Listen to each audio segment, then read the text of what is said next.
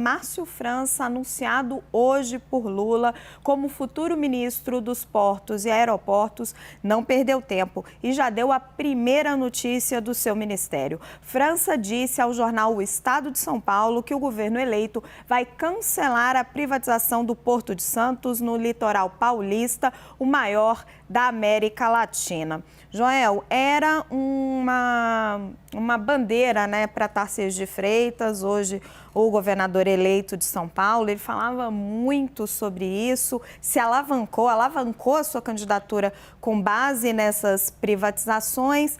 Que sinal você enxerga nesse cancelamento? É simplesmente normal, porque o Lula disse que faria isso mesmo? É um recado para o Tarcísio?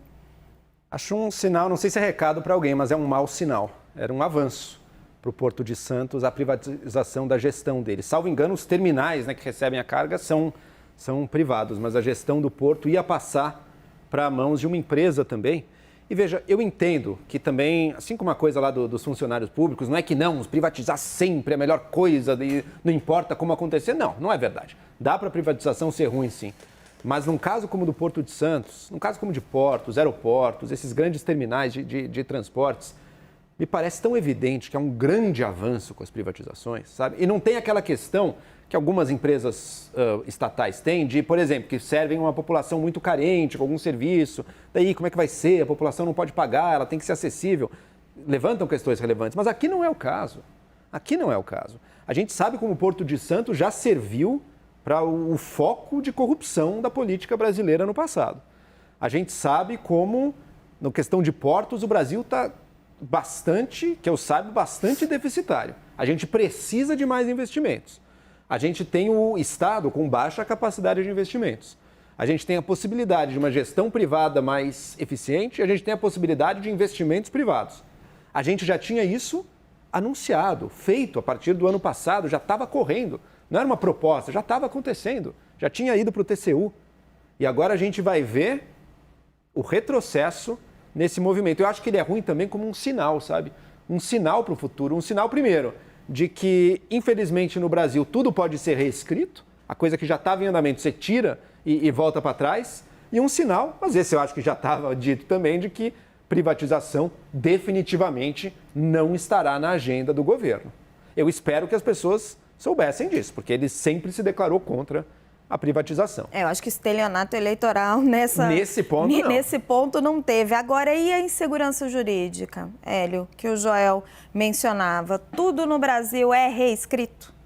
Pois é, assim, não teve estelionato, estava claro que ele não queria fazer privatizações e tal, mas me parece que existe um ímpeto de cancelar tudo que foi feito, coisas importantes, reformas importantes feitas durante o governo Bolsonaro. Aquele discurso do Lula na sua vitória de que queria pacificar o Brasil, não me parece que está sendo refletido no que está vendo agora, justamente por esse cancelamento dessas reformas que vinham acontecendo. O Porto de Santos, eu concordo 100% com o Joel, acho que é simbólico. O Porto de Santos já houve corrupção, é caríssimo.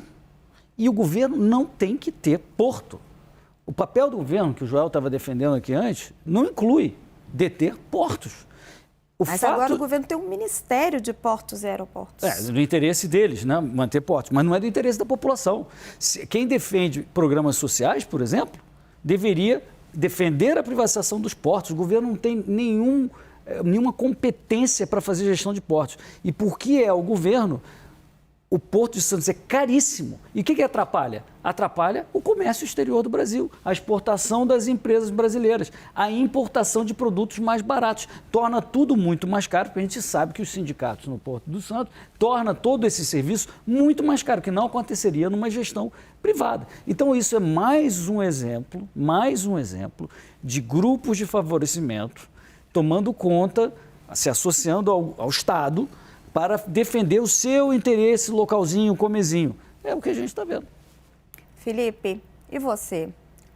Você concorda, discorda dessas avaliações todas? Faz sentido, não faz sentido voltar atrás na privatização do Porto de Santos?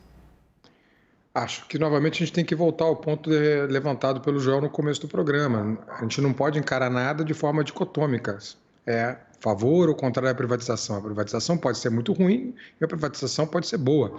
No caso do ministro Márcio França, ele vai ter que explicar por que não quer dar prosseguimento à privatização. Não basta cancelar, tem que explicar e está suscetível às críticas que nós aqui, por exemplo, estamos fazendo. Então, se a privatização segue um caminho que vai beneficiar a população, ela deve ser continuada. Mas se, ao contrário, ela não segue um caminho que vai beneficiar a população, e o Joel está dizendo que isso é evidente, eu não tenho essa informação para poder discutir agora, ela deve ser criticada. O que deve fazer o ministro? Dar as suas razões. E a partir das razões do ministro é que a gente tem que discutir aqui no programa. A gente viu a privatização de muitos aeroportos, né, ao longo dos anos aí.